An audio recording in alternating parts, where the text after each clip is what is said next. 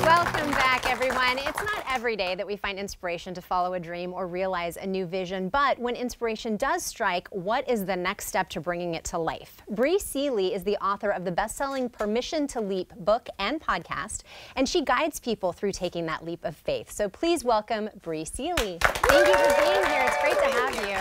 Okay, first of all, what was the idea behind this? So the book originally came to me in meditation, and it was just a very simple, you're writing a book this year. And I was like, great, what am I writing?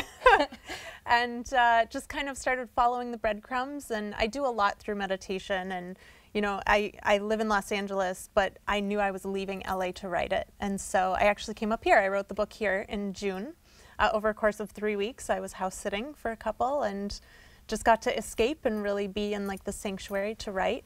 And the process was that I would sit on Sundays and just kind of like take track that week of what conversations did I have that excited me, and what am I reading right now, then what are my women talking to me about, and what are their questions. And then when I sat down and kind of started going through all the months of note taking, I was like, oh, there's a really consistent theme, and people are having a really hard time getting the gumption up enough to actually say yes to that thing that's living inside of them. Yeah. Okay, so as Pacific Northwesterners, we can take some credit for everything that you've done since you wrote it here. Yeah, a little bit. And I lived in Olympia for 7 years, so oh, this there is you go. Kind of like coming home. Yeah, I was going to say, welcome home. Yeah. It is good to see you.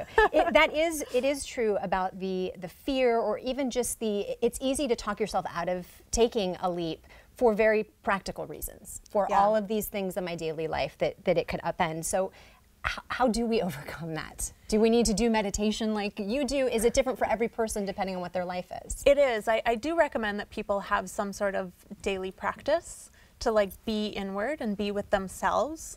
You know, people talk a lot about self-care, and I personally practice soul care.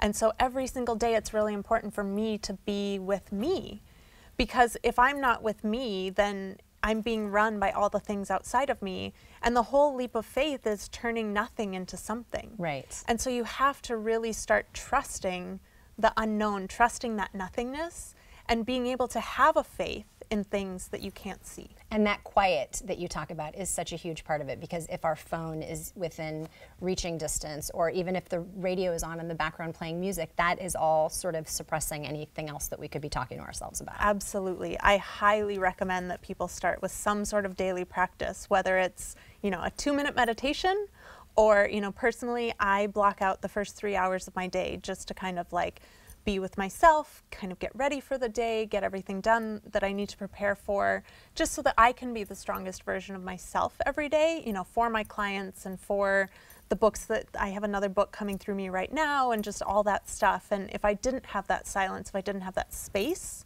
then the noise would get to be too much, and I wouldn't be able to hear what I need, and what I'm creating. But you have also created a series of steps, which is great, because some people think, well, I don't know what that means to just sit and meditate. But you have very practical steps that people can follow too. So with Permission to Leap, there's 6 sort of phases of bringing your vision out. So let's talk about these. Number 1 is commitment. What does that mean? So you can't move forward with anything if you're not committed to something. So if you're sitting on the fence and you can't decide which direction you're going in, and you're constantly, you know, waffling back and forth between these two things, you can't move forward in any direction.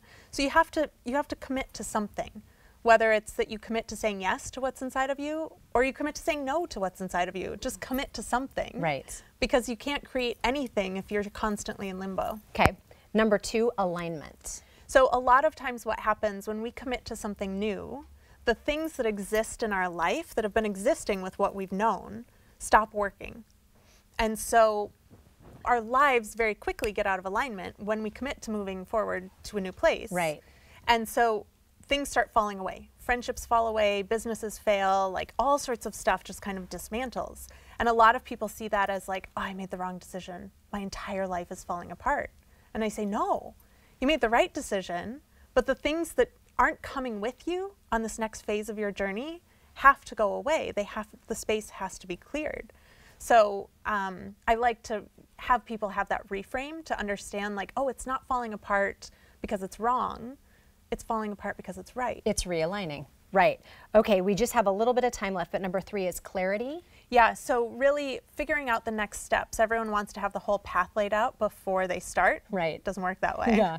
Typically it's like the next step and the next step and the next step. And so I use visualization to kind of help me figure out what's coming. Okay.